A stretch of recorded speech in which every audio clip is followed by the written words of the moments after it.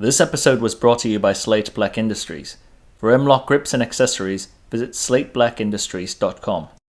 The 1903a3, a very well-respected target rifle in the US. However, I do think that this run is going to leave some to be a little bit disappointed. On the contrast to that, I'm actually fairly happy about one element in this run. I had trouble seeing the front sight and I had trouble seeing the target. Both of those put together put this particular rifle in a distinctive disadvantage compared to some other rifles out there.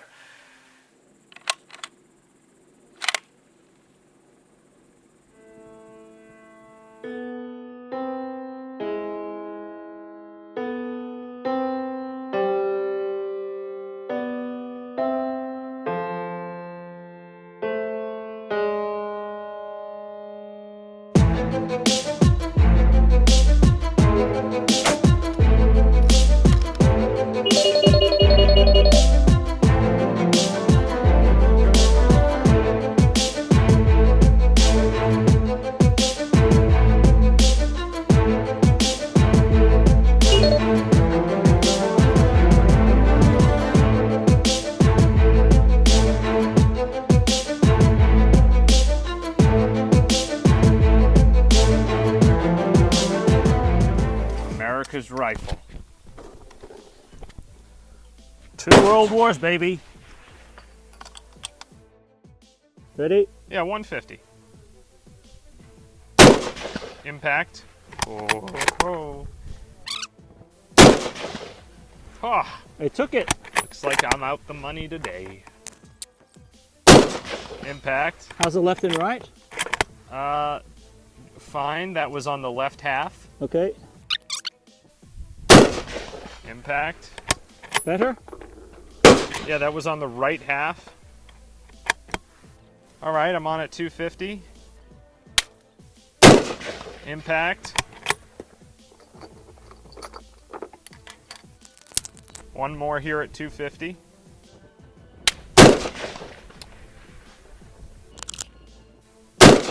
Impact. And neutralized. Okay, 300 yards. Yep. How was the windage on those last two? The right half of the plate. Okay, I have been aiming to the right half of the plate. How was the elevation on the one that I missed? It looked like it might have been a touch high. Okay, I was aiming on the top. I was using a 200-yard sight, and I aimed on the throat area of the plate. Okay. So then after that, I came down a little bit. On the miss, it looked like it also might have gone toward the left. It was hard to see. It's hard to see because it's so flat, so straight, so quick. Okay. All right, so for a 300, I'm going to try to maintain the windage, but because I set it at the 300-yard sight, it should be... Dead hold? Dead hold. Yeah. Impact, right half. Okay, I'll center the windage then. I mean, I see the wind in the grass. It is moving right to left, just... This is cutting through it at this distance. Impact, dead center. Okay. All right, we're on at 350. Impact, left edge. Just off the right edge. Okay, I felt that I was pushing a little too far to the right there. Ready? Impact. Okay, so that was on the left edge again, right on top of your first impact. Okay. All right, I'm on at 4. A little bit of camouflage out there for you.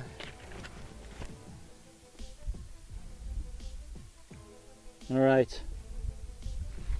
Got it. Were those last two you said it hit on the right side or the left side? The 2 impacts at 350 were on the left edge. Your miss was off the right edge. Okay.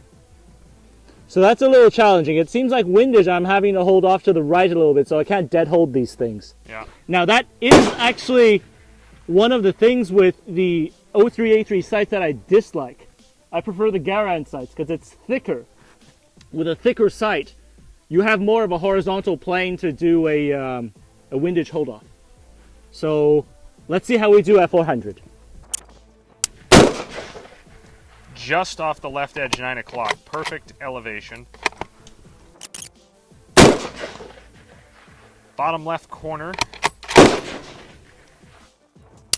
This one is really difficult for me to see right now. Mm-hmm.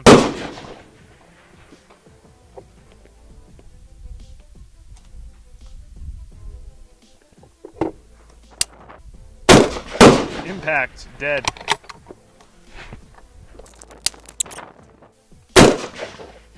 Just off the right edge. Impact, neutralized. I'm barely seeing that target, man. Yeah, well, I know if you're struggling that much to see it, for those who aren't aware, Henry has phenomenal eyesight. I can't. I mean, it's. I don't. I know it probably isn't camouflaged on the. It's not that bad on the camera, but it's pretty. You can see that it's. It looks like a clump of grass, and there's no reference points around it for me to look at. Right. And the blade sight is so fine that I have to actually find a good reference point to hit. So, anyways. Well, are you ready for a slightly easier to see target? Yeah, I could see this one, but it's 450, so I need to get the elevation correct. All right, here we go, 450. Okay, you're high by about maybe a third to a half target length on the left edge of the plate. Okay. Just on the bottom right corner. Impact.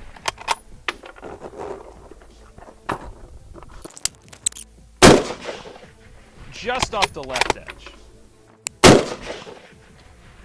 Just off the right edge. Just split that difference. Impact. All right. God, I wish we could spray these things. It's this one's a little bit hard to see even on the camera because of the shadowing where the sun is. It's very difficult for me to make out right now. Even through the Vortex binos? No, I can see it through the binos, no issue. I'm talking about with iron sights. Yeah. Do you want to try to take a different target?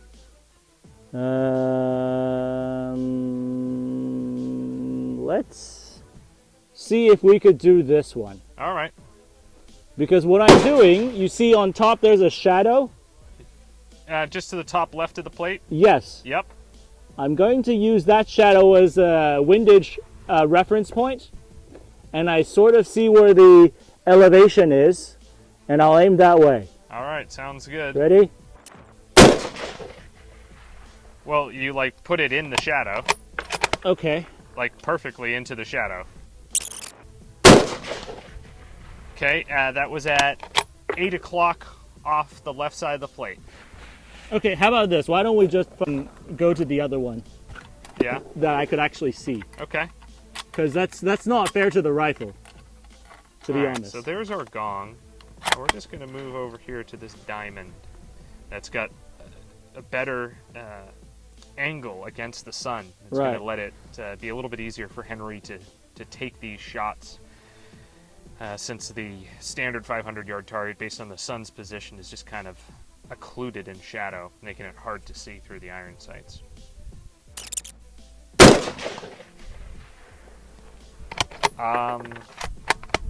I think that was an impact. Seriously?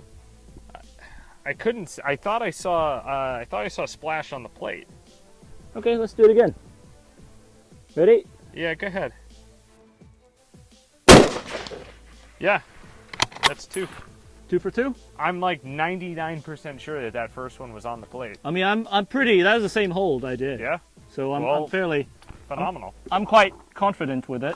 So the main struggle point with it were those really fine front sights when it came to a target that was somewhat camouflaged. And I will say that this is actually something that Ian and Carl stress a lot on their targets that they do at Desert Brutality, is that they don't paint targets. And in real life, having a target that's trying to hide at that distance, it's quite difficult to hit. Regardless, we'll take it to the debrief. The American Ordnance Corps develops rifles at Camp Perry. They develop rifles from competition. So pretty similar to what we're talking about competitors. You're a competitor. SOCOM likes to grab things from what the USPSA sphere is using. Absolutely. Red dot sights on pistols is one of the glaring things that's grabbed from the USPSA sphere. LPVOs on your AR systems. So this is no different to it. However, let's dial back. The 1903 uses a leaf sight that is incredibly complicated, and both of these systems are developed on the KD range, on target shooters. And that's just how America has, the Ordnance Corps specifically, how they had adopted target practices and target rifles towards military use. Right. I don't think that's the best practice all the time. I mean, I think there are certain merits to it. USPSA is more on the practical side, so I do think some adaptations work. But a KD range may not be the best. Right, because what you're noting is that you found yourself in a situation where you had over-designed or over-engineered the sighting system for a rifle that needed to be at a much lower common denominator for use. And it's not just that. Manufacturing side, it's much easier to manufacture the 03A3 sights than the old 03 sights. But then even the 03A3 still has a very fine blade front sight that they used in target competitions. That's all great when you're shooting at a USMC regulation, target that's the size of a Jeep, but with a well-contrasted white background behind it. It allows you to get a really refined sight picture in that instance. In a target competition environment, where you know the distance, that's not reality. The Germans don't walk around with a giant white poster board behind them as a silhouetted figure. So the issue that I have with the 03A3s is that the front sight is very fine. It's very difficult to shoot at camouflage targets. And we are not shooting at camouflage targets out here. And even here I have issues because what I do, and the M1 Garand actually stepped away from the very fine front sights, and I actually really like it. Because when you use a square notch, you're able to use that flat top of the square notch to adjust for windage left and right when you've adjusted your elevation on your rear sight. So effectively, you're using points within your larger front sight and where it hits the target on the top bridge of that sight to help hold for wind. Whereas when you have an extremely fine front sight, you don't have the same ability to gauge the location of the target in relation to the front sight. That is what I do with even target rifles out to 1 kilometer and beyond. I set my elevation, and I like to use the mil scale to judge the windage. And that's how you work. That's how I work with wind. And I learned that from camp parachuters as well. It's ironically camp parachuters that I learned it from walked away from the fine front sights that were developed for camp parachuting. So just to hammer that point home, there were moments where you were shooting on the course where we ran into instances where you're like, I'm having trouble gauging where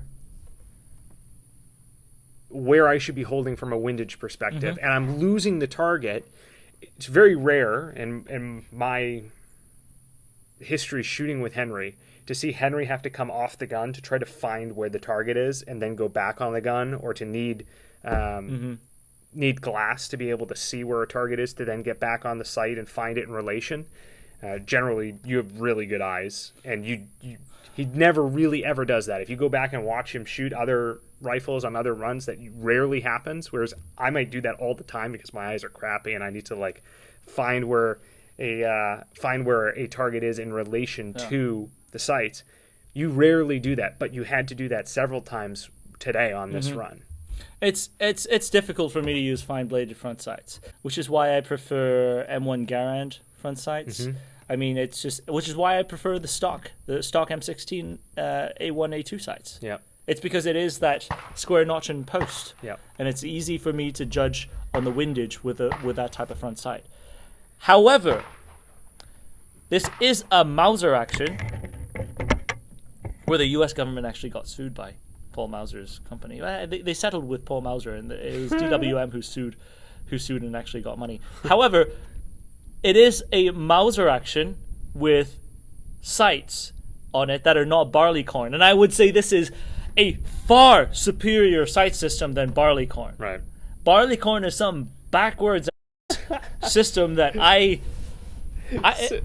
don't know how it survived so long. Okay, so in terms of this versus the Mauser, from a sighting perspective, you would choose this hands down. Yes. What about from a caliber perspective? Obviously, this shoots yes. the venerable 30-06 round. I think the 30-06 is far superior to the 8 mil Mauser. In fact, if you look at what the Norwegians did after World War II, when they had stockpiles of 98K from the surrendered German soldiers, they changed the sights into post and rear notch. U-notch and square post front sights. And then they changed the caliber to US 30-06. So they turned 98Ks into something that's like, Right. Okay. So I think I like the rifle. I wish the front sight wasn't so fine. I wish it was thicker. I understand that's not something that you would do for target shooting, for paper shooting, but it's something that I like to use in the field. Yeah, it's a personal preference thing, and how you've trained and how you utilize your iron sights. You'd prefer that. So the caliber makes sense. 30-06, especially M2 balls shooting the 150 grain. Yeah. Nothing stupid like the 180 grain. Nothing ridiculous like the 8 mil shooting the 197. Schweres Spitzgeschoss. Yeah. It makes a lot of sense if you're using the Mauser action to do something like this. However, see that dust cover in the front on the front sight? I took that off when I was shooting. This whole piece slides. Yeah, it pops off. It is to protect the front sight during transport. Am I dumb? No, just pull it off. Yeah, it just pulls off. You see the fine front sight. Another downside to it, if you knock that against something accidentally. Oh yeah, that looks like it could bend easy. Yeah. So would you just shoot it with the hood, or? No, the hood's too small. Here, look through it. The hood's it's very difficult to find your front sight and your target behind it when you use the little dust cover hood. Definitely does obscure a significant portion of. So I mean that's picture. That's another big issue, and so to me, if I were to relook at the 1903a3, which in World War II bolt actions were already at the point, I mean, of bye bye. Yeah. I feel like the next iteration they would have changed the front sights towards something more in line with the M1 Garand. Yeah, but it never got to that point. Yeah, because these became obsolete. Right. And then turned into CMP rifles, which, as a CMP rifle, shooting at targets. Yeah, brilliant, right? Excellent. And in part why we've had probably so many requests to run this, because it has such a reputation in that field. So one thing I do want to talk about, though, unlike other Mausers, you see something on the left side that is not on a Mauser? This? Yes. That is a magazine cutoff.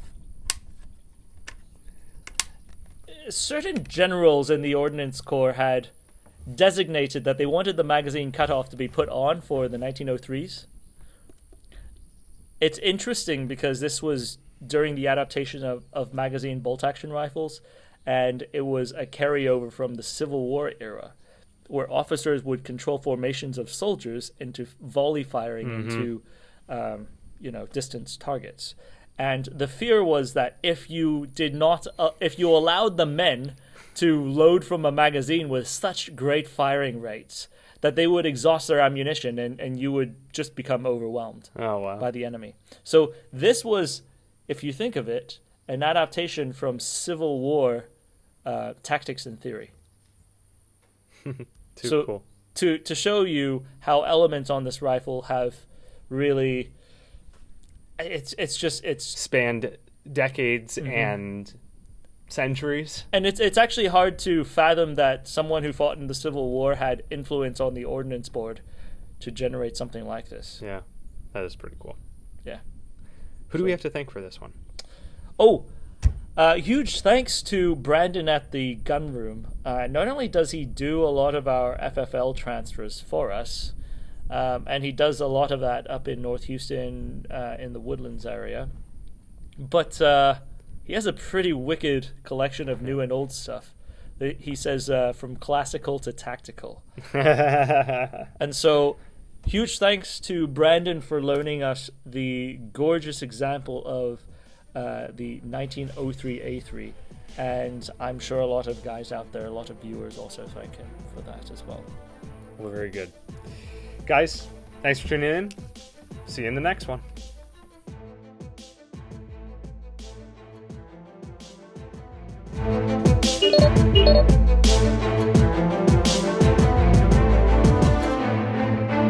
Do you enjoy arguing with other viewers on the internet on which rifle performs better on practical accuracy?